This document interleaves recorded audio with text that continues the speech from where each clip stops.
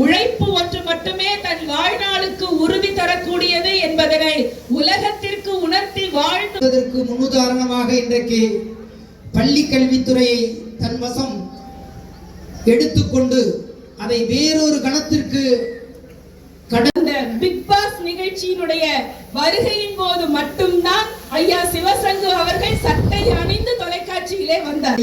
இந்த நேரத்தில் வருக வருக என்று வரவேற்கிறேன். அனைவருக்கும்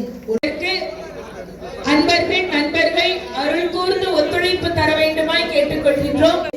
நம்முடைய ரத்தத்தோடு கலந்திருப்பது அது அணியக்கூடிய பளபளப்பான சட்டையில் அல்ல என்பதை கேமரா முன்னாடி விடாதீங்க, கல் வச்சிருக்கோம்.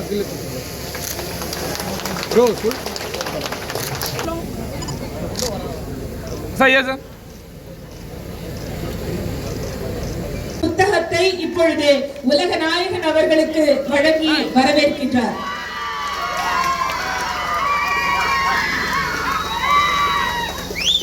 மாண்புமிகு தமிழ்நாடு பள்ளிக்கல்வித்துறை அமைச்சர் அவர்களுக்கு இப்பொழுது புத்தகம் வார்த்தைகளும் இல்லை, மொழியும் இல்லை. அன்பே அன்புக்கு பரிசாகும் என்பதை என் ஆருயிர் தலைவர் இங்கே நிரூபித்து ஒரு கடைகோடி தொண்டனின் உணர்வுகளுக்கு மதிப்பு கொடுத்து இந்த கிராமத்துக்குள் தன்னுடைய பாதத்தை பதித்த அந்த கணத்தில்தான் நான் வாழும் போதே மோட்சம் பெற்றேன் என்று உணர்கிறேன். நண்பர்களே, இது